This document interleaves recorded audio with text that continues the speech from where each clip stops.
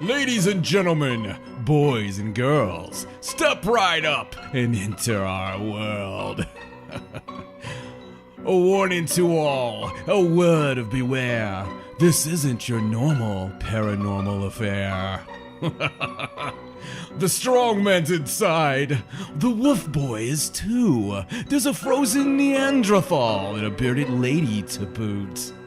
The admission is free, no fee to come near. Your stories you'll hear, born of horror and fear. A Bigfoot sighting is certain, a ghost story or two, an alien abduction, or a conspiracy brood. We're the collectors of stories, testimonies of the weird. Yes, soon you'll learn much of the world the normal ones fear. Welcome to the Paranormal Sideshow with your host, John and Stacey Edwards of ParanormalSideshow.com.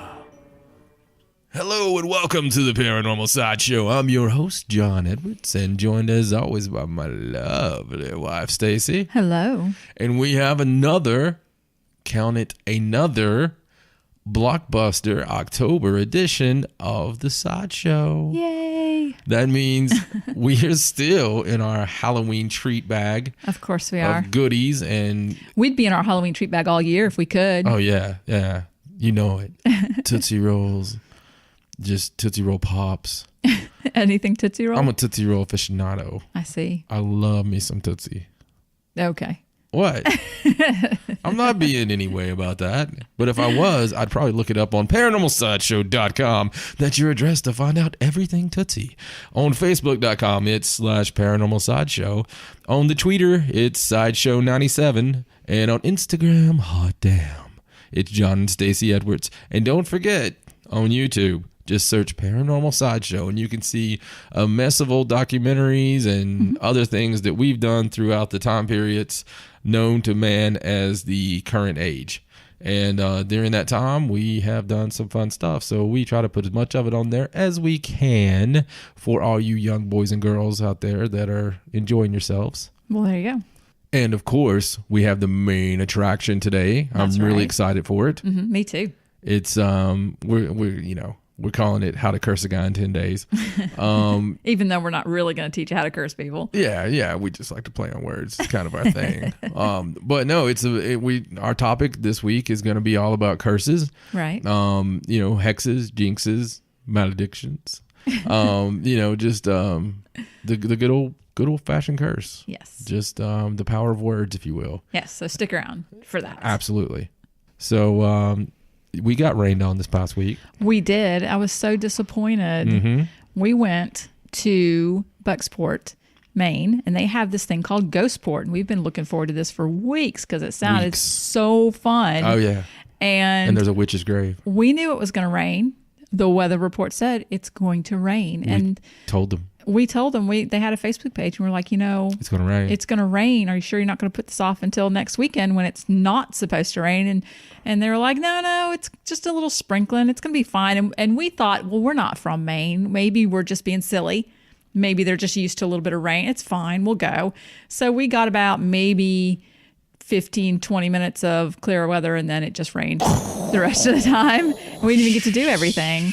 So it was fun while we were there. Yeah, I mean, it was fun. Yeah, it was fun. It just wasn't what it could have been. No, and not a lot of people were there because it was nasty. Because it was raining. Yeah. But this woman that did their website, she was so cups half full. She was so optimistic. I mean, she was just like, no. What will probably happen will be it'll rain for maybe 20 minutes and just a light drizzle. Yeah, my favorite part was when we decided to eat lunch. We went in that restaurant to eat lunch so we could still see everything that was going on. Yeah, we were on the water. And I looked on the Facebook page and she had just put up, oh, it's just sprinkling a bit. Go ahead and come on down. And we looked outside and it was just this deluge of water coming down. I was like, what is she talking about? I mean, there was gorillas in the mist. It was a free. It was so bad. People running around with stuff on their heads. Yeah, there were kids that literally got they hate Halloween now. They're like, Daddy, please, I'm drowning. It was. That was weird. That was unplanned. Yes. So instead, we're going to go out and do some hay rides and corn maze, maybe. Yeah, we're going to rolls in the hay. And of course, there's still trick or treating. There is still trick or treating. So, Of course there is. Plenty more Halloween We're fun. trying to find out how many things we can hit in a day. We're like, it's ridiculous. I mean, we are like the Halloween equivalent of those weird Christmas people. The people that really try to get to all the Christmas celebrations, all the Christmas parties, and wear all the Christmas sweaters. Halloween only comes like once a year. You got to take advantage. They're already starting to try and push Christmas stuff on us, and it's not even been Halloween yet. Yeah, I know. So, I know. But with that said, it was a lot of fun, and it's a lot of fun to always go explore and look for all this kind of stuff. I love that everybody's mindset this time of year is about horror movies and about scary things and ghost stories. Things. Yeah, it's just that's what's beautiful about it. And you can find stuff to watch on TV. Oh yeah, for a change. Yeah, I mean, because there's always good movies on. Turner Classic Movies is the best. Yes, I just have to say it. That's the one that has the real horror movies on it. For all you youngins out there, the Hammer Horror. I will say it once again. I've said it every Halloween episode that we've had. Go watch it. Watch the Hammer Horror. I was proud of Cody. I was proud of my son Cody. He actually sent me some pictures. Oh yeah, he bought some old. Yeah, because he cleaned them out. He cleaned them out. He actually got a freaking DVD that I've been trying to get, and I don't have in my collection. And you know what? I didn't even tell him. I didn't say, "Hey, you've got Phantom of the Opera. I've been wanting that forever." And I don't have it. I've only seen it a couple times from Hammer, and it's really good. You know why it's good? Why? Because it's not a freaking musical. What are you trying to say? Nothing. I kind of like that musical, Phantom of the Opera. And once again, paranormalsideshow.com. Don't forget to do that. And on iTunes, guys, a lot of you have been doing it. Thank you so much for putting those likes out there and subscribing and leaving a review. That's awesome of you. And I owe you all back. I appreciate it very much. And if you do have an iTunes account that you listen to us on, please subscribe. And if you have subscribed already, please leave a review. Yes. Every time you do, an angel gets their wings. Of course they do. Ding. I just heard another one. And with that said, it's about time for some paranormal news.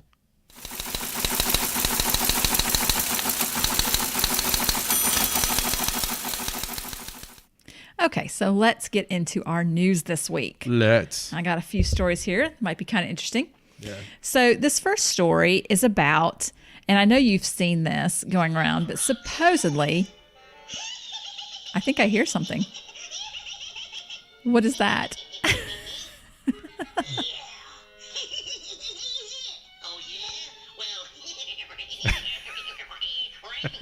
It's my favorite Halloween cartoon. That is my favorite Halloween cartoon. Sorry, I had to. That's okay. You just make me want to have to watch it after this.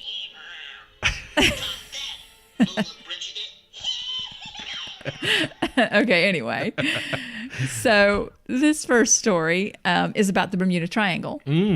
And the scientists they figured out it's the Bermuda Circle. Supposedly figured out what's been going on there and why all the mysterious disappearances and that sort of thing. That's my frustration voice. Yes, I know. So it's meteorologists that have been studying some satellite images of that area where the Bermuda Triangle is. They can't predict the tornado. They noticed. Just saying. I mean, not really well. Not, they have to kind of spot it. Earthquakes are still quite the mystery. Mm-hmm. Can they not leave the Bermuda Triangle alone? Apparently is that not on a higher pay grade than, like figuring out a earthquake? I mean, for the love of God. I don't know. I mean, what do we pay these people for? I don't know. It's like the local weather guy on the TV. It's the only guy doesn't even have to be right about his job, but he still gets to keep it. Yeah. I mean, it's true. It's true. It bothers me that there's probably some university somewhere paying people before you even go into the story. It's one of those stories that I've avoided the hell out of because they make me so mad. I know, but I'm going to talk about it anyway. It's you know what? What? I do know. And go ahead. Okay. So they were studying some satellite images over the area of the Bermuda Triangle, and they noticed these odd cloud formations in the sky. They're like hexagonal shaped clouds. So in this article, this one guy, Randy Cerveni, I think his name is. He's a professor at Arizona State University. Of course he is. He believes, Hi, Randy. Yeah, he believes that these odd formations are the source for many of the disappearances, because what he calls them, Tetris clouds? he calls them air bombs. I'm doing air quotes around my air bombs, but they're also known as microbursts. I've got a couple things to air bomb right now. Yeah. That's so it's like 21st century swamp gas. Well, supposedly these things they're real things. Microbursts are real things. Yeah, microbursts are real. And we just experienced one. Supposedly what led them to this is they saw this strange cloud formation somewhere else over the North Sea. And they've studied that, and they've used this advanced technology to see beneath the clouds. And they noticed that the wind coming from these microbursts at sea level gets to be about 100 miles an hour. And it can cause like 45-foot waves and that sort of thing. So they're suggesting that those same conditions exist in the Bermuda Triangle, although I'm not really sure how that affects planes. Well, I mean, unless they're in the wind when the wind blows it down. I don't know. I mean, I guess. So that's their theory. Can I ask you this? To explain the mystery. How does it mess up your gauges? I don't know. I'm just telling you what they say. Most of your Bermuda Triangle experiences, even for the ones who survived, their gauges go messed up. Like there's like a magnetic disruption. Right. I agree. And so there's no explaining that kind of stuff. There's no explaining it taking so much longer for someone to leave when they get back. All the mystery surrounding the Bermuda Triangle. Yeah, all the important stuff. And this goes back to that chicken or the egg thing as well.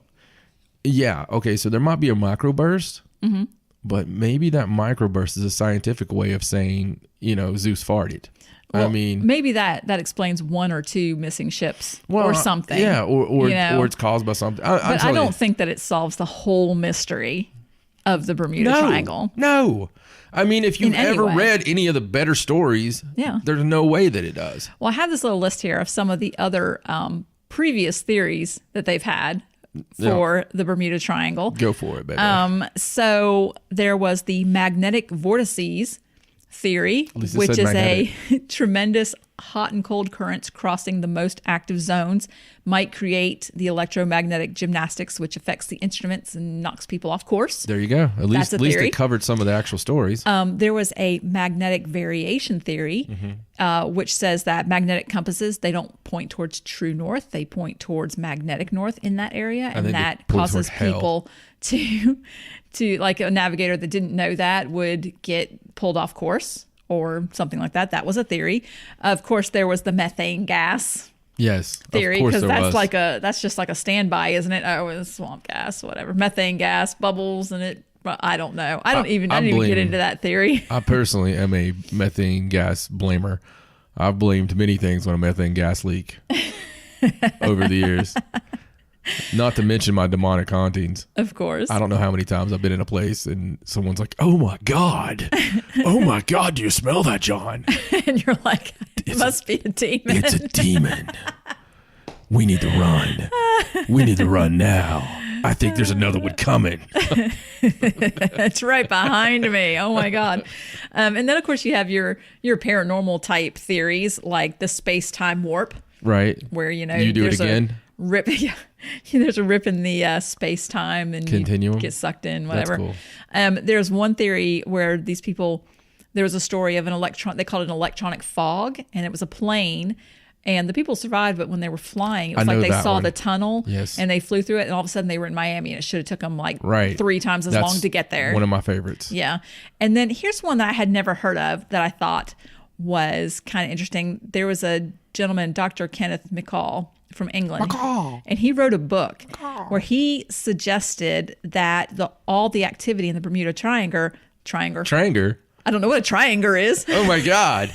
Triangle. We're trying to fly through the Bermuda Triangle. Oh, there's your problem right there. It was because of it was haunted by the spirits of all the African slaves that had been thrown off the boats on their way to America. Why are you laughing? It's terrible because it's a horrible story. Because he's suggesting that this is the cause of all the people going missing. So supposedly he found out in the 18th century British sea captains would defraud insurance companies by checking slaves off the boat and then making claims on them and collecting money. And so he thinks all these spirits are now. That is one of the worst things I've ever heard. That's the worst theory. I can't even believe. And he wrote a book about it. Just goes to show. Oh, of course he write did. A book about anything. So, Have you and not then, seen some of the books in the paranormal field? Of course, there's all the UFOs Yes. theories, and then one guy even said he found Atlantis under there, and that's what it is. So Yeah, it's from there's no shortage Shortage what of is triangles? wrong with me today? I don't know. Maybe you're cursed. There's no. I'm sure I'm not cursed. There's no shortage of theories for that. So this is just the newest one in a long line of. Triangles. They're not going to figure it out. Yeah, triangles. Speaking of triangles. Okay, so the next story is about the pyramid, the Great Pyramid of Giza, and how they supposedly possibly found 2 new chambers. Ah. Yes. So this story is about these people that are scanning Right. the pyramid. Right. And they're doing these studies, and they've been doing it for a long time, and they found 2 areas where there's like a void. So they're not sure. They're saying chambers. Is that what they're saying? Well, I mean, they're saying that there's something maybe chambers. there, Right. but they're not entirely sure. They can't just say there's rooms there. Okay, well, there's we rooms found. there. Well, There's things there that we don't. I mean, they still call it a freaking tomb. right. Well, the thing that I thought was interesting about it is there's one area where they found the void is behind a couple of blocks that have like these chevron designs on them. Right. And there's like 4 blocks that have chevron designs. And behind that is an area that they found one of these supposed voids. But the designs on the outside of the blocks would have been covered up in ancient times. Nobody would have seen them. So this was a marking. So, yeah. So why would there have been those designs on those blocks? I mean, obviously there's hidden rooms and chambers. Right. I'm surprised we ever hear about any of it though, because they have the antiquities people over there for whatever reason. There's like an information gag on a lot of stuff that is found, even when you do discover things. Right. I'm of the firm belief there's some ancient power. There's an ancient wisdom that's been hidden over the years, and certain people had, access to it. And I mean, I know that's one of the big hookoo dooku conspiracies or whatever that I'm throwing out there right now, but it's just my belief. So Yeah. Well, not all the scientists are agreeing on the find. Of course, these scientists have like scientists are worse than politicians that watch over them and kind of go over all their finds, because there was some kind of thing years ago where people were saying that they found this extra tomb of Nefertiti, but it turned out not to be true. Right. And so they've got this governing board of Egypt scientists or whatever that watch over what they're doing, and they're just saying that they're not saying that it's anything yet, but they did suggest that they extend the project for another year to keep scanning. After being in this stuff since 97, I've got 2 firm beliefs, one in ufology and one in paranormal. In paranormal, you're at some point going to hear they left all their equipment and they just ran out the front door. I've never seen anything like it. Them construction workers, they were in there and they left their ladders and their tool belts and everything. They never came back. We've heard that probably 30 times. Yeah. Okay. Oh, yeah. Ton of times. And it's so much that it's a running joke. And in ufology, scientists were baffled. I mean, in that world, in that pyramid world, and in discoveries in archaeology, a lot of time, how many times do you see the headline? Right. Scientists are baffled. Right. I don't think they are. This isn't just me thinking out loud here. I have a lot of respect for people that do. I mean, archaeologist is like the job we all wanted as a kid. But didn't want to wait around in school to do it. Exactly. Right. And the same thing with most scientists that study cool stuff, right? We all wanted to do that. So I have tons of respect for them. But I believe that a lot of these places, a lot of these scientists are worried about funding, worried about being able to go out and do their next dig. Right. So I believe that universities have a lot of pull with their findings. And I may be wrong. I may be completely off base, and this has nothing to do with research. It's a hunch. But But I just believe firmly that because we have these maverick archaeologists that go out there without the proper training or without a school behind them, at least maybe they do have the proper training, and they find these amazing things, right? These amazing things. But then you have the ones that are funded by, Harvard or whatever, and they come back and they're like, "Oh, well, nothing to see here."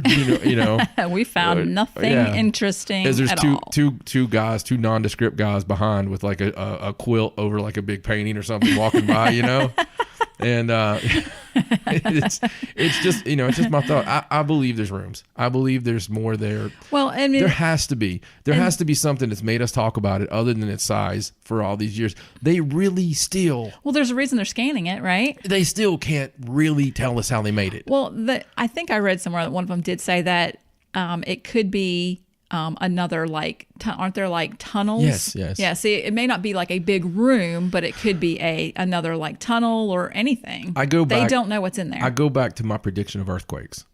Okay. Right. They still really can't look us straight in the eyes and say, how exactly they built it. They can tell me that there was 4 million, willing slaves. Right. That decided to do Willing. it. Yeah. Decided to work nonstop. Under great conditions with many breaks. Yeah. But it doesn't explain it all. And I won't go into all of it, but it's just like the rest of the stuff, Stonehenge and where they would have had to brought those rocks from. And that's great. You can get a bunch of twigs and you can pull it across, in 900 years. Yeah. That's fine. I get it. But I believe there's so much that they know. I believe they know. And they're just not saying. They're just not saying. Because It's very possible. I refuse to believe that we can have made the advancements that we've made. Right. And not be able to figure out things that actually concern us. So let me get this straight. You're suggesting that our government and other governments are hiding things from us? Maybe. Maybe I'm preposterous. I don't believe it. Maybe Just I'm kidding. always suggesting that. Well, let's move on. Let's. Okay. So this is a story about a 16-year-old boy from Georgia. And this is one of those. Sounds like a Charlie Daniels song. This is one of those instances where he got hurt and was in a coma, but when he woke up, he spoke another language. See? Yes. Actually, it was Spanish. Oh. Are you psychic? No. Anyway. So his name is Ruben. I can't say his last name. His name is Ruben Nisimo. I don't know what his last name is. It's a weird collection of letters. You know what? I'm going to quote Harry Potter. Right. From the 6th movie. When he's talking to Professor Dumbledore. And he says, "Professor, by this point, I just go with it." You're just going to go with it. Well, you messing up people's last names is one of the endearing qualities that bring people back to the show. Oh, or it's annoying. It's one of the two. I don't know. His name was Javier or something like that. Why can't anybody just be called Smith? I mean, that would just be so much easier. Okay, anyway, so he's a 16-year-old. He plays soccer. And he was in a game, he's the goalie, where a fellow player accidentally kicked him really hard in the head. And he went unconscious. He got a severe concussion. This is actually his 3rd concussion. And he's 16 years old. I didn't realize soccer was so violent. But he ended up having to go to Atlanta Medical Center. And it was really serious. We're talking seizures. And he stopped breathing a couple times. And he was in a coma for 3 days. So when he finally woke up, he only spoke in Spanish. Fluent Spanish, and his parents claim that he's never been able to speak Spanish fluently before. I mean, so it was just like total fluent Spanish. Yeah, and that was all he was speaking. And now, he was of Spanish descent, right? Well, he has friends that speak to him in Spanish, and he's tried to learn Spanish, but with no success. He's never been able to actually speak it. It's not a very extraordinary case. No. Not like some of the ones we've heard. No, but it was weird that's he couldn't speak English. That was all Right. he could do, was just speak Spanish. And eventually it wore off. Eventually he stopped speaking it quite so fluently. And then he just started speaking English again. Right. But it's still really weird. It just goes to show that you don't really Well, I know you understand. love these things. Yeah. I know you absolutely adore these. And, Yeah, because they're so rare. And we have always, I know you subscribe to the same thought I do, that it's past lives. Right. People have suggested that. I mean, there's not really many other It's hard to imagine it being something else. Right. I don't see information floating through the sky and totally entering your head, or the fact that your brain somehow has every language in there, unless Right. we really are in the Matrix. Well, that's true. And you're just plugging into some other kind of information. You're plugging into a different part of information. Well, what I thought was interesting about this is he hears other people speak Spanish, but he doesn't study it himself. No, yeah. But then all of a sudden, when all of his other faculties Did he still have English? I mean, did he turned come off- out bilingual? No, when he came out, he was Spanish. So just Spanish. Yeah, no English, Spanish. So he didn't understand English. Well, it doesn't say that. I don't want to say that's true because it didn't say. It just said that he was only speaking Spanish. It Right. didn't say whether he understood the English or not. And then eventually it got back to where he was speaking the English. I've always wanted to speak German, like fluently. You mean whack you in the head really hard a few times? Yeah, just Well, you to have see. to listen to some German tapes first. I don't know, baby. I've had some of the worst concussions a man could have. True, but you've never been in a coma. So It's a wonder. I know. I mean, I think the doctor said you were like one good whack away from it. I From death. I probably shouldn't tell people that because people that don't like you might be like, oh, I'm gonna hit him in the head. yeah, let him try. But I mean, you got to look back 9 months. Fell out of a car and got ran over. when you were 9 months old, not 9 months ago. Right. Yeah. Right. Huge, huge bump on my frontal lobe. I got in a horrific fight once, and that was just all head stuff. Right. And then in a wrestling match that I had in 2002, I think. I took like continuous chair shots without protection, hit into the wall. Yeah, not your finest moment. Without protection, went through a table without protection, without protecting myself to make it look better. And we had decided in the back beforehand to really hit each other because I wanted it to look good. It was a main event. Right. And so we really, the guy recently reconnected with me Right. on Facebook, and he was like, "Can you believe that match?" He's like, "People still talk to me I think about people that. are traumatized still from it. People still talk to me about that."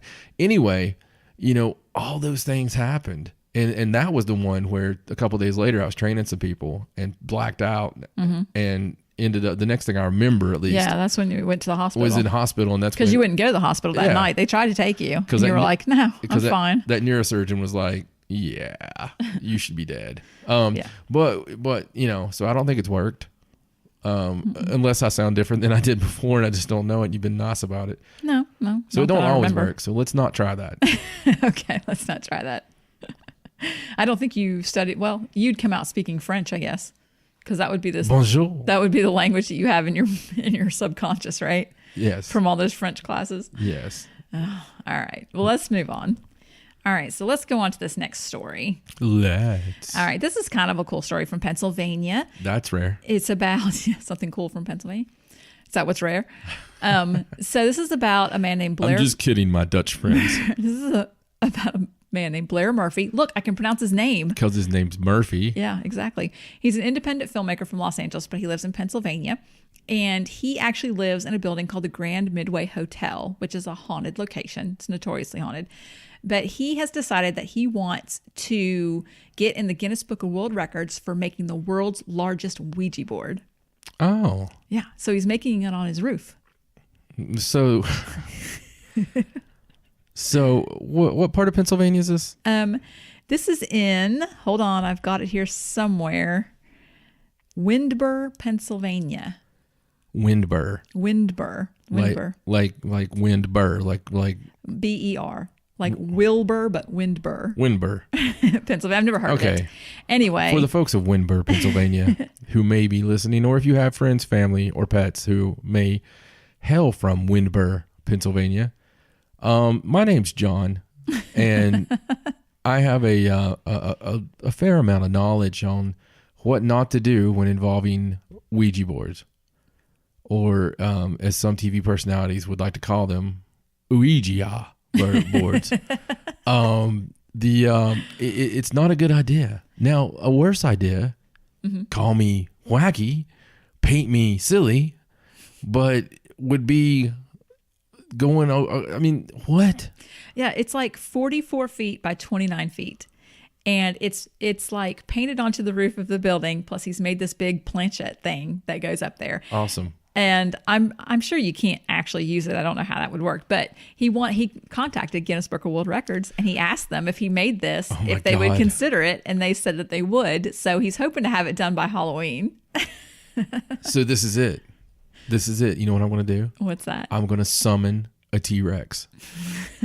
A T-Rex? A spirit of a T-Rex. You need a giant Ouija board for that. It shouldn't be a T-Rex. He'd have trouble moving the planchette. Well, the thing about this... Then he'd get really upset. Because of his little arms. Yeah. The thing about this hotel that this man lives in, him and some friends bought it because it was a haunted hotel. It like has tons of activity like reported.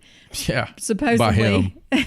No, actually, there was history of it. That's why they bought it, I think. Oh, okay. So supposedly staff. I'm sorry. The guy's putting a giant Ouija board on top for people to show up. Oh, yeah. Oh, no. He already does tours and stuff. Okay. And they're going to do tours for this. Yeah, it's a total moneymaker thing. Right. But some of the things were like there's an apparition that they believe died in a bar fight and he pushes chairs around.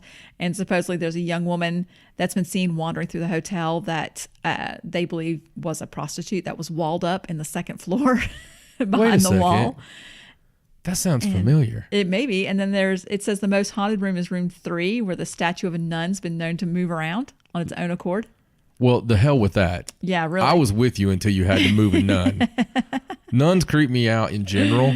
Right. And the whole cathology creeps me out. Yeah. I can't even walk it. It just. Well, anyway, and there's other apparitions and things, but just the fact that it's that haunted and has all these supposed apparitions, and now he's building the big. Is cathology a word? Ouija board. Or should I have said Catholicism? Well, I know Catholicism is a word. I don't know what cathology is, but I was just going to kind of go with it because you made it sound so like a word. Well, it's a word now.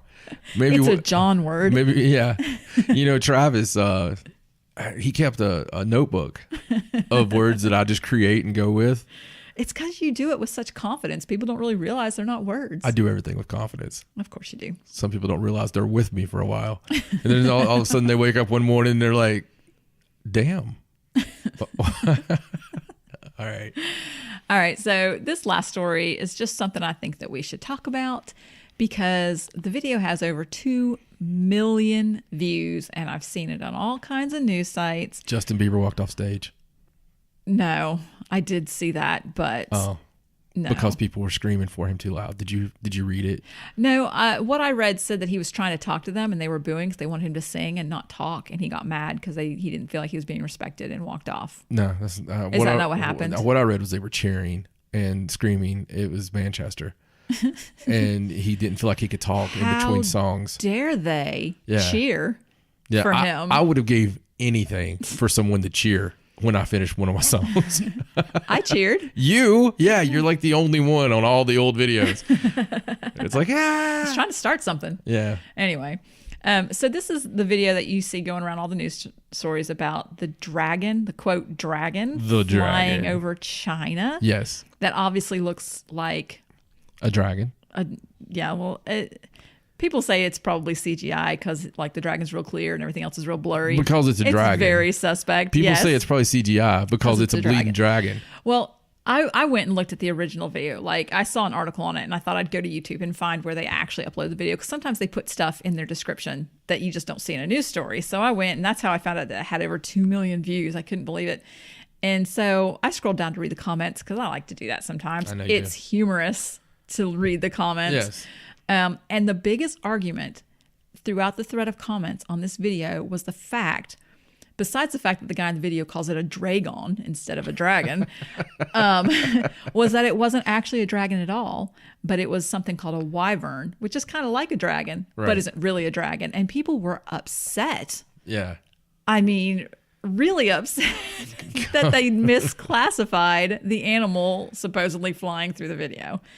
It was crazy. So a wyvern, could you let us know here? Here's the thing. They're very similar. I think one place I looked it up, it sort of was like wolf dog, dragon wyvern. Like a dragon. But what's the distinct difference? The distinct difference, a dragon has 4 legs and 2 wings, and it's very big and strong. A wyvern has 2 legs. Oh my God. And it uses its wings with claws on it to kind of walk. So does that mean like every dragon in the movies is wrong? Well, if it only has 2 legs, now technically they're still like dragon cousins, and people call them dragons. They lump them all together. They do have dragon features, but yes, technically they're wyverns, like all your Game of Thrones dragons. All those dragons in Skyrim, they only have 2 legs, all of them. I'm trying to think of another. Oh, the Hobbit, Smaug. Yeah. He crawled with his wingy things. According to Peter Jackson. Yeah. Well, so technically those are not dragons. And like real dragons with the 4 legs, they're not always evil. Like if you think about Chinese dragons, they have 4 legs. They're dragons. They're represent good luck and that kind of thing, you know? So it's just like a distinction in the folklore. Right. But I just got really tickled that these people were really... If you're going to fake a video... Yeah. You think you should... If you're going to fake a video... Right. You're going to go through a lot of trouble. Mm-hmm. Absolutely. There's a couple of things here. There's a couple of schools of thought. Mm-hmm. Number one, I would make sure it was correct. Right. You know which animal you're putting in there? The other thing is, if I'm going to do it, there's going to be a Bigfoot riding that son of a bitch.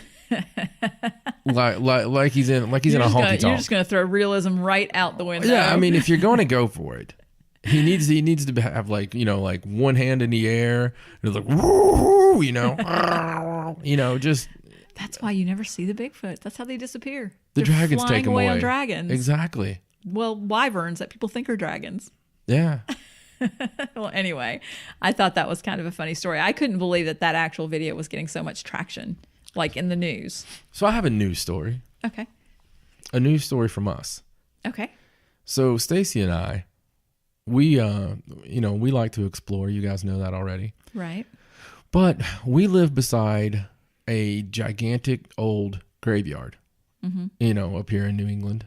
And, of course, the leaves have been turning and they're beautiful. And so gorgeous. We were looking at this graveyard, and we're a big fan of graveyards anyway. And as long as we're on the right side of it. And we were driving by, and we're like, you know what? We should walk up there. So we took a walk, and we were going through the graveyard, and it was really calling to me for weeks anyway. And, it got creepy.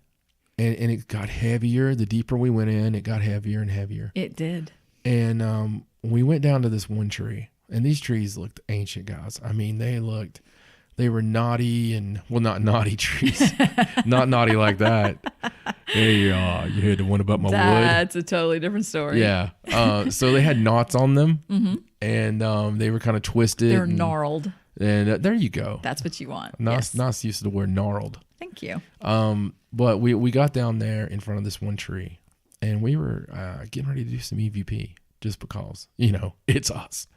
And the wind wasn't blowing that hard. It was windy, but it wasn't like blowing you over or anything. So all of a sudden, and it's weird how this happened, because we didn't move because we're weirdos, and we were kind of probably had smiles like 10 miles wide on our faces.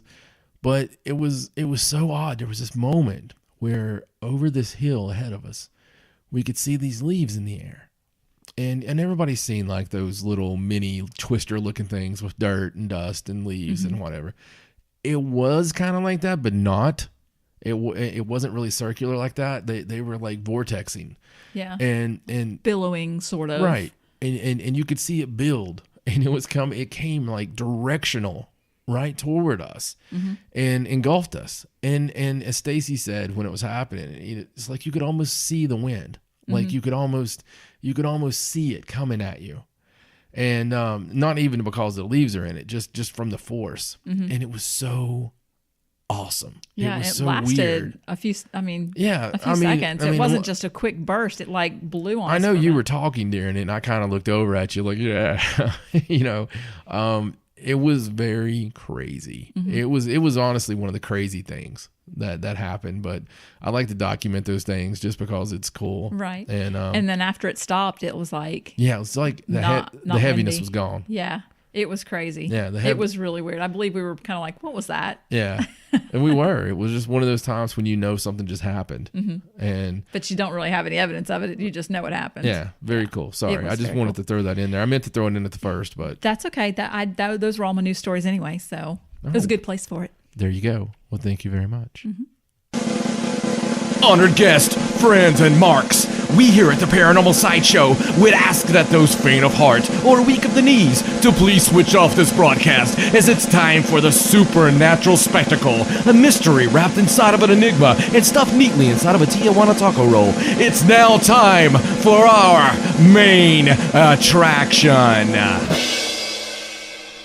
All right, the main attraction time. Yes. And this week, we're going to talk about curses. Ooh, spooky. Yeah, it is spooky because it's real. Yes, I agree.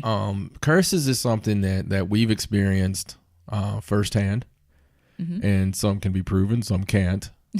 And that just came to my mind. That just came to my mind about one of them. Right. But words have power. Yes, and, they do. And even if you look up the definition of a curse, it gives you like the grouping of words, with ill intent. Right. And people, I don't think realize that people realize that when you have ill will and you put that into a thought pattern and actually say the words, Right.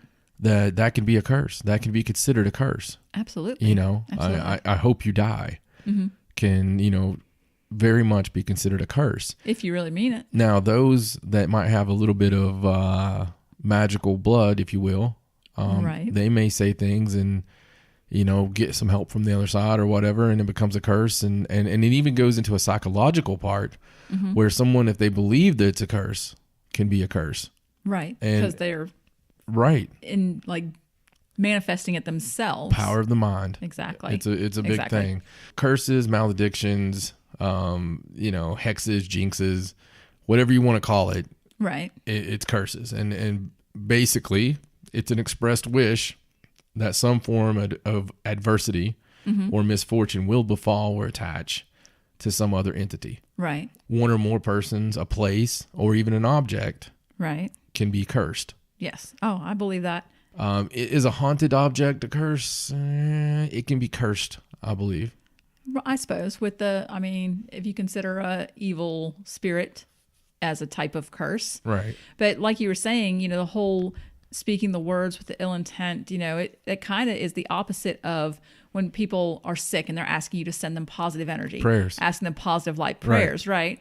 Any of that stuff, people are all ready to believe that stuff works. And Right. yes, send me positive energy. It makes me feel so much better, blah, blah. Well, it's just the opposite of that. If you send out negative energy and negative intent and just like we mean talked it, about before, when a bunch of people meet in church, it's this. I have to watch how I put this. Right. But We don't really want to get into the religion. Right, but question. it's very similar to a circle of witches. All Let's just say a group of people are putting their minds toward an intent that they want to happen, and perhaps that happens. right there. You We'll go. just put it that way. Thank you, because the It's last not thing, a lot of difference there. right? Because the last thing I'm trying to do is to Offend anybody. offend anyone, Yeah. and that's not it's just it comes to my mind a lot that a group of people coming together for a common purpose has a lot of power. It does. And it has a lot of power if it's a negative thing too. Yeah, and I've seen firsthand over the years curses. I mean, just no other way to describe it than I've seen the utterance of the words, and I've seen the ill that's befell that person Right. because of that, and I've seen this firsthand. I know curses are real, and I've experienced it, and I've seen it. And it's much like your spells and stuff that you might hear from people, Right. doing. Don't take these things. Don't take these things as just movies. Don't take them as just stories in a book. Right. It's very much based in reality. Now, will you do a love spell and the next day have your bow? Probably not. That's not really the way it works. Right. But I do believe it works. Yeah. And a lot of times, because I believe that whatever powers or other side goes into this, I think they screw with you. I don't think it's always to what you intended it to be. Oh no, of course not. And another firsthand thing, you do a money spell and then you get money, but 3 bad things have to happen. Yeah. And, That's like when people that do curses on purpose. right. That stuff comes around and gets you. I mean, that's how the world works. Yeah. If you're going to do bad things, things are going to happen to you. Karma is real. Yeah, I agree. Absolutely, karma is real. We've seen that also. And the more years that you put on, the more that you see all this stuff is I mean, and it's funny because when I was 22 and screwing around with this kind of stuff and not thinking much about it and getting a little red curse book and all this stuff, you know, Right. you don't think about your actions because you don't truly believe that it's possible. Like there's part of you still that is like, you know, this is a game. Right. Right. But then the more years you study paranormal, the more people you talk to and interview over the years, and the more case studies you see, you find out that you know, curses, Ouija boards, spells, all this stuff, it's real, man. It's real. And the dangers of hauntings and the dangers of this field cannot get any worse, in my opinion, than curses. And so that, you know, we want to talk about, we don't want to make this all heavy. No. So we thought it would be fun to go back and talk about some of the famous curses from throughout history. Right. Maybe some you've never heard of, or maybe some everybody knows. Right. You never know.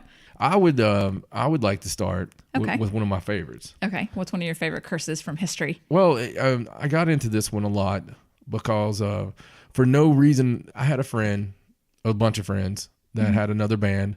And around the time I had a band, right, and they had the name 130 Edge, and you know, I remember them. Of course you do.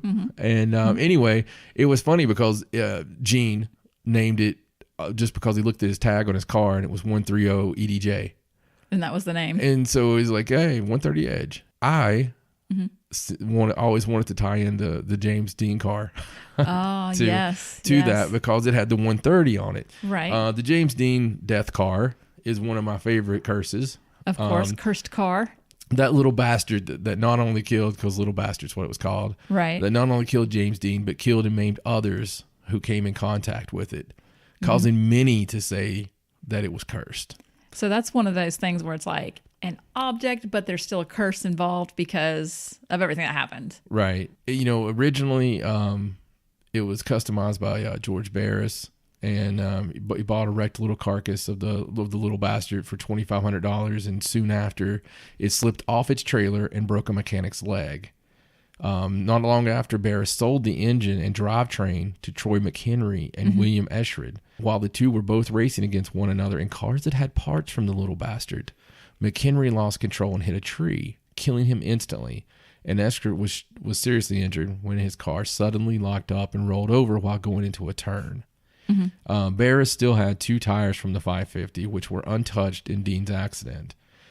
He sold them, and not long after, both blew out simultaneously, causing the new owner's car to run off the road. Barris had kept the car in his possession, and it caught the attention of 2 would-be thieves. One of the thieves' arms was torn open trying to steal the steering wheel, while the other was injured trying to remove the blood-stained seat. Due to all the incidents involving the little bastard, and of course I should have started off by saying James Dean died in it. Well, yeah, I mean, I think everybody knows that. Yeah. That's the point. They're convinced that it's cursed. It was another part of the crazy story to it. They decided to hide the car. Right. I mean, it took them long enough, but yeah, I get it. I get it. So they decided to hide the car, and but was convinced by the California Highway Patrol to lend the cursed heap to a highway safety exhibit. Ah, okay. The first exhibit was unsuccessful as the garage that housed the car caught fire. Good gracious. And burned to the ground.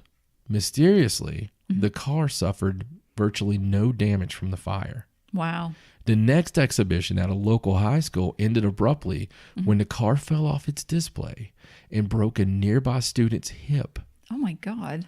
The curse continued when the little bastard was being transported when the truck carrying the car lost control, which caused the driver to fall out and somehow get crushed by the car after it fell off the back. Okay, wait. So he fell out of his truck that he was driving, and then the car fell off the back and crushed him. Yeah, the car. Because that sounds like an accident. The car fell off of 2 more transport trucks while traveling on the freeway, fortunately not injuring anyone. The California Highway Patrol decided it had enough of the little bastard. Right. And while transporting the car to Barris, the car mysteriously vanished and has not been seen since. That's probably a good thing. Yeah. So So how crazy is that? that is crazy. Now, so here's my question. So, yeah, I know James Dean died in the car, but did he die in the car because it was cursed when he got it, or do you think it's cursed because he died in it? I think it's the curse of James Dean. You think it's cursed because he died in it? I think that, or I think somebody put a curse on James Dean. Ooh, or on his car to kill Yeah, him. right. And then it just, Right. that's very plausible. I mean, he was a trendsetter. He was reckless. He was so young, but he was everything any boy wanted to be at the time, Right. and every girl wanted to be with. So could he have pissed someone off along the way? Absolutely. I'm sure. You know, I'm sure. Yeah. Us sexy guys, we have a hard time. People just don't understand. Of course not. But yeah. Well, that's a pretty famous curse. So let me tell you about a pretty famous curse that everybody kind of knows about. And All of right. course, it's the curse of the pharaohs. You can't do curse show without talking about Well, yeah. King Tut's tomb, right? Right. Absolutely. So we know that supposedly there was a curse on all the people that were there when they opened King Tut's tomb. It's something that I didn't actually know this part before, but supposedly when the archaeologist was in Egypt before he found the tomb, he had brought a yellow canary with him. Mm-hmm. And one of the foremen on the dig site was like, "Oh, a golden bird. It'll lead us to the tomb. That's great." And shortly thereafter, they found it. Right. Like right after he had done that. So they found the tomb, but they didn't open it yet because he had to get his finance person, the person that was funding the dig. Of course, he had to call him and have him come so that he was there when they opened it. So Carter For some went home. reason, I see Tweety Bird, Yeah, it's kind of like that. and because I of see the Sylvester dressed as an Egyptian thing. yeah. So anyway, so the way the story goes on this part is Carter went home, after they had found the tomb, and he had a servant or a, butler or something there who came to the door and had feathers from the bird and said that there was a cobra in the house that killed the bird. And so Carter was like, make sure that the snake's not in the house anymore, before you go or whatever. And the man grabbed him by the sleeve and said, "The Pharaoh's serpent ate the bird because it led us to the tomb, and you need to not open it." He told him, he said, "Do not open that tomb." Yeah. Because of what happened. And so, of course, Carter was like, "Psh, curse, schmersh, Right, whatever, right. just go on." And so, a few days later, whenever the other guy got there, they opened the tomb. And of course, they found amazing things, and they found, King Tut's mummy and all that. But a few months after that, the financier guy, the Lord Carnarvon, I think his name was, he actually died. They think that it was from an infection, from an insect bite on his face, which seems like a logical explanation. But there's a legend that says that when he died, there was like a little power failure and all the lights throughout Cairo went out. And his son reported that back on his estate in England, his dog howled and dropped dead too at the exact time Wow. that his dad died. So So he had to kick his dog too. yeah, I know.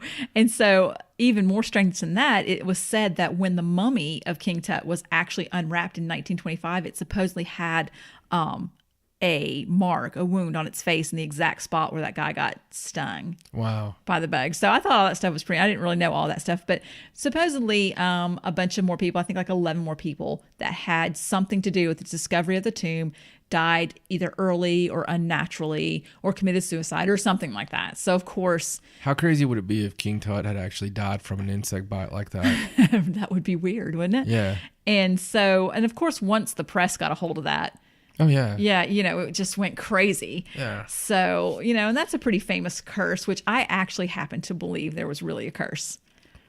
Sister, you don't go to believe. And I'm pretty sure there was, if I remember correctly, I don't have this part of the story, I believe there was like hieroglyphics or something spelling out on the outside of the tomb to, hey, Yeah. don't go in here. Right.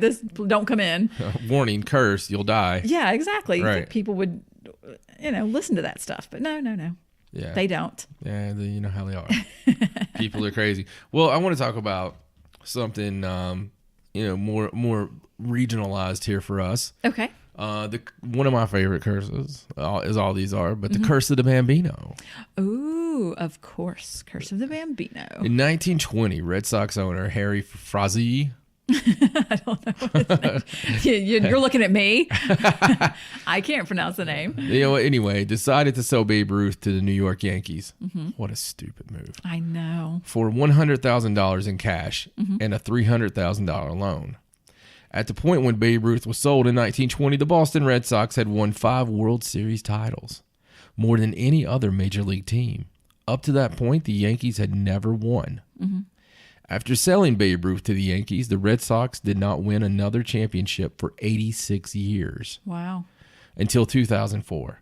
It was a period full of heartbreaks for everyone affiliated with the Red Sox, from the players to the ever-faithful fans. The causes were many, but bad management decisions, unfortunate eras, and an almost ironic amount of incredible bad luck. And the crazy thing about it is they spent money. I mean, they spent a lot of money to be good. And they had some great teams. Right. Awesome teams. Right.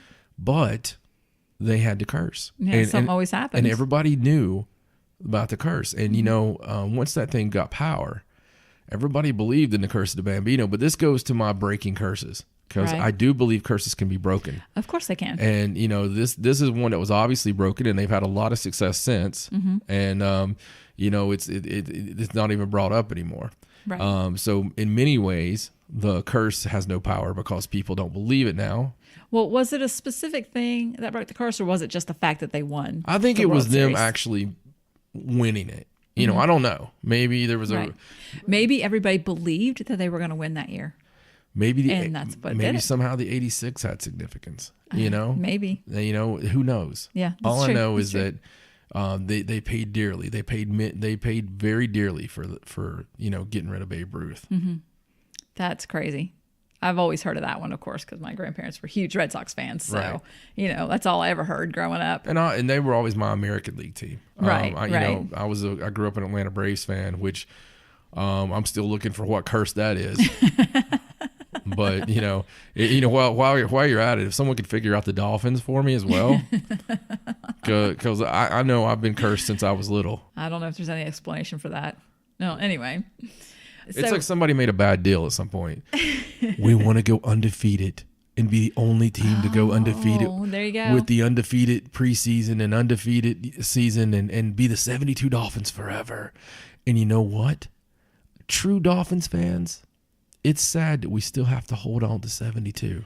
I wonder how long that curse goes. Like, you can't be good again until, I don't know. I mean, how many years? For me, the 73 team was even better, but they, it wasn't the heralded undefeated 72 Dolphins. And, we thought we were going to do it with Dan Marino and 84. And it's just bad. It's just bad. It's just like bad. that song says, the Dolphins make you cry. They do. Hootie and the Blowfish. Go ahead. There you go. Okay, so let me tell you about this one curse I actually didn't know about personally. You may have heard of it, but it's called Tecumseh's curse. I can't even. It's a Native American, so just give me a break. Okay. To all Native Americans currently listening to the Paranormal Sideshow, the expressions and thoughts of Stacey Edwards are not those entirely of the show. It's hard to say. It's like Tecumseh's curse, I think is how you say it. Anyway, so this curse originated when William Henry Harrison was just the governor of the Indiana Territory in 1811. Wasn't president yet. And he had a treaty with this Native American chief, and he broke it. Really? He was the leader of the Shawnee. A white man broke a Indian treaty? Yes. And that led to a war between the U.S. and the Shawnee, in which a lot of the Indians were killed. And Harrison, of course, just got famous, big reputation, became president. So Tecumseh cursed Harrison to death when he was elected to the White House, and also said that every president elected after Harrison every 20 years would die in office. Not be killed, but just die in office. So sure enough, every single president that was elected every 20 years died while they were in office. So in 1840, Harrison, he got sick and he died. And then in 1860s, Lincoln was shot. And then in the 1880s, Garfield was also shot. 1900s, McKinley shot. In 1920s, Harding had a heart attack. So he died when he was in office. In the 1940s, Roosevelt had a stroke. And then in the 1960s, of course, JFK was also shot. So then in the 80s, President Reagan was in office, and there was an assassination attempt Yes, on him, there but was. he survived. So essentially breaking the curse of every 20 years. But it's amazing that it actually leave it was to Reagan. He just made everything better. So supposedly that broke the curse because he didn't actually die while he was in office. And that would break a curse. It would. And That's a very cool curse. I think that one, I like that one because that's not something that I don't feel like people talked about it a lot. And it wasn't something that you would just get in your head and think, oh God, this president's going to die in office. Tell you what, if I was going to be president, I would think about it. I'd be like, I'm going to run next year, Yeah. next time. Not this one. So I don't know. I thought that was a pretty cool curse. Yeah, no, it is. It is. Too bad that one can't come back around sometimes. Another curse I'd like to talk about Okay. is the Madden curse. Oh yeah. We've talked about this one. Yeah. The cover of the Madden game, it started in 1998 when Garrison Hurst appeared on the cover of Madden NFL 99, which I owned and played, then proceeded to break his ankle shortly thereafter. Of the 19 players who have graced the cover of Madden games prior to this season, 17 had troubling or abruptly shortened seasons following their cover debut, including several who suffered season-ending injuries shortly after their game hit the shelves. Some examples: 2001 Eddie George. He bobbled a pass in a playoff game that led to an interception and Titans loss, averaged less than 3.4 yards per carry for the rest of his career. Yeah. I think that's one of the things, like, even if they don't get hurt, like Right. their careers just kind of go down. Don't they? 2004 Michael Vick. Do Do I you have to just say say anything anything? else? Adrian Peterson. Once again, even Gronk missed several games. He's the newest one. He's on the Madden 17. Yeah, with injuries. He's been hurt this year. So the Madden curse. I don't know if that's one that's in their head or that just happens to be. I don't know. It seems weird though, because people actually get hurt, and I don't think that. I don't know. Maybe, but that's something we've always heard. Yeah. And all the players know. Like, I think even people, when they're asking who they should put on the cover, I think people are like, not my team. Yeah. Stay away from my team. Put somebody else's team. People are voting for other teams' players to get onto the. That's pretty funny. Sports curse. I said there's a lot of curses in sports, because people are so superstitious about their teams and stuff like that. Yeah, we'll get to one in a minute. That's huge. Oh, okay, cool. Okay, well, here's one that I found, another one that I hadn't really heard about before, so I thought it was kind of cool. And it's this from Sweden, and it's one of those names that I'm gonna just bear with me, okay? It's the Bjorkatorp runestone curse. And I actually pronounced that because I have little pronunciations here. See it? See, Bjorkatorp. That's how you pronounce I it. love it. Bjorkatorp. So these are 14-foot stones in Sweden, and they kind of form a stone circle. And there's one that has writing on it, and then there's like two others. Okay. And it's written in runes, like old school runes. So the translation on one side of the one stone reads, I, master of the runes, conceal here runes of power. Incessantly plagued by maleficence, doomed to insidious death is he who breaks this monument. Holy So it's like crap. a curse on the runestone. Holy crap. And so the runes on the other side of the stone translate to prophecy of destruction or something like prediction of perdition. Sounds like a Megadeth song. It's kind of like a warning pertaining to destroying the stones. So in other words, leave this alone or you're going to die. Right. So a long time ago, like when the stone was thought to be kind of in the way, a local man wanted to cultivate that land, and he decided he was going to remove the stones because apparently he either couldn't read it or just was stupid. I don't know. So it was really calm weather that day, and there was no winds, and he piled a bunch of wood around the stone, and he was going to burn it so that he could heat the stone up and then crack it because it's huge, and he couldn't just take it all in one piece. Okay, so he set fire to the wood surrounding the stone, and a gust of wind blew up out of nowhere. Yeah, strange, huh? And it blew the flames away from the stone and towards the man, setting his hair on fire. And so the blaze got extinguished around the stone, but the man burned to death. Oh. Completely just burned up and I died. thought his head was on fire. No, it started there, but he just completely got burned to death. But hence, he was warned, I might want to add. Yeah. So now those stones are still there. Like, people just don't go near them. They don't Spoken talk like about a true them. witch, I might add. They don't go near them. They don't talk about them. warned him. They just leave them there. Right. And those are crazy. I had never heard of that before. I kind of want to go see the stones, not to destroy them, obviously, but just like, I think that's a cool story. No, it's an awesome story. It's not cool for that guy, but he should have not tried to destroy it. And, speaking of breaking curses, I believe it's a sign of the apocalypse that the Cubs and the Indians are in the World Series. Just being a lifelong baseball fan. Right. There's certain things you can joke about. The Cubs and the Indians being two of them. Cleveland, perennial losers. Right. Some would argue that Cleveland was cursed in all facets of Cleveland. I mean, look at it. You know what I mean? I mean, look at their sports teams I'm talking about here. I'm not talking about their people. I'm talking about their sports teams. Right. Cleveland's a lovely place. But as far as their sports teams go, I've been friends with Browns fans, and it's not a pleasant thing to be friends with. And the Indians.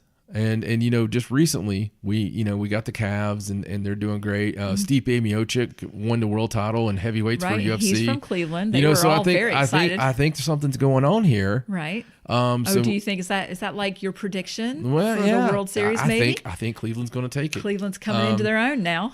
But the Cleveland Indians have a curse of their own they're dealing with, and it's the curse of Rocky Calavito. On April 17th, 1960, the Cleveland Indians traded Rocky Calavito to the Detroit Tigers. The trade made by Indians general manager Frank Lane to blunt Calavito's popularity and salary demands led to a stretch where the Indians did not finish the season within 11 games of first place. Oh my goodness. From 1960 to 1993. By 1994, the team had not won a pennant since 1954 or a World Series since 1948. Oh wow, so they've gone that long. Yeah. Without So, wow. It's always when they try to trade away the good players. It's the greed. Is that what does it? The greed? Yeah, well this one there was a lot of ill behind that, So in the Chicago Cubs, Harry Carey, they've got their own curse. Oh. It's the curse of the Billy Goat. Oh, I like the sound of that curse. Supposedly placed on the Chicago Cubs baseball franchise in 1945 by Billy Goat Tavern owner Billy Cianis. Okay, so his name's Billy Cianis. Yeah, okay. Billy Cianis. Because of the odor of his pet goat, Murphy was bothering other fans. Cianis was asked to leave Wrigley Field. Wait. He had his goat at Wrigley Field? Yeah. With him, and his goat's name was Murphy. It's 1945. Okay, I get it. That's cool. Take your goat to baseball day. It's a different time. Anyway, continue. Anyway, during Game 4 of the 1945 World Series. Oh, I see. It was the World Series. Of course you'd take your goat. God, what was I thinking? Okay, anyway, go ahead. Outraged. I'm sorry. Outraged, Cianis allegedly declared, "Them Cubs ain't going to win no more."